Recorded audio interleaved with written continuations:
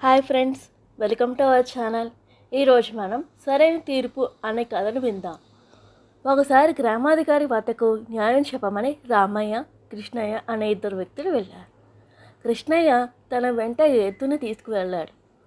దాని కాలికి కట్టుకట్టి ఉంది. వెళ్ళడంతోనే కృష్ణయ్య అన్యాయంగా రామయ్య నా ఎత్తు కాలు విరక్కొట్టాడు, అందువల్ల తనకు నష్టపరిహారం ఇప్పించవలసిందని విన్నవించుకున్నాడు. అతడి ఆరోపణ నిజమేనా అని ప్రశ్నించాడు గ్రామాధికారి. ఈ కృష్ణయ్య ఎద్దు నా పొలం మీద పడి నా పంటను నాశనం చేసింది. దాన్ని అదుపు చేద్దామని కర్ర విసిరాను. దాంతో దాని కాలు విరిగిందన్నాడు రామయ్య. ఎంతో ప్రేమగా పెంచిన నా ఎద్దు కాలును విరక్కొట్టడమే కాకుండా ఆ పని చేశానని ధైర్యంగా ఒప్పుకుంటాడు. నా ఎద్దు కాలును దానికి ఇచ్చేయాలి, లేదా నష్టపరిహారం 1000 వరహాలు ఇప్పించాలి. అంతేకాదు, ఇతనికి కఠినంగా శిక్షించవలసిందే అని పట్టుపట్టాడు కృష్ణయ్య.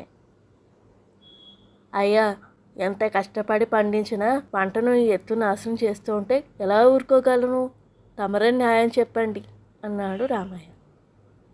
అతడు చెప్పింది విన్న తర్వాత గ్రామాధికారికి కృష్ణయ్య దుష్టబుద్ధి అర్థమైంది.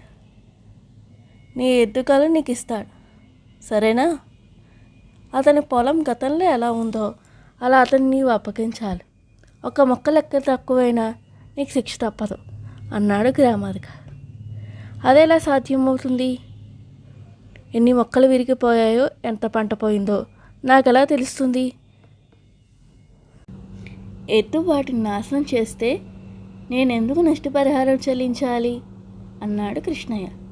వెంటనే గ్రామాధికారి, కుదిరితే పంటను యథావిధిగా అప్పగించు, కుదరకపోతే నీ ఫిర్యాదును వెంటనే వెనక్కి తీసుకో, అంతేకాదు నా తీర్పు పాటించినందుకు 100 నాణాలు జరిమానా చెల్లించు అని చెప్పాడు.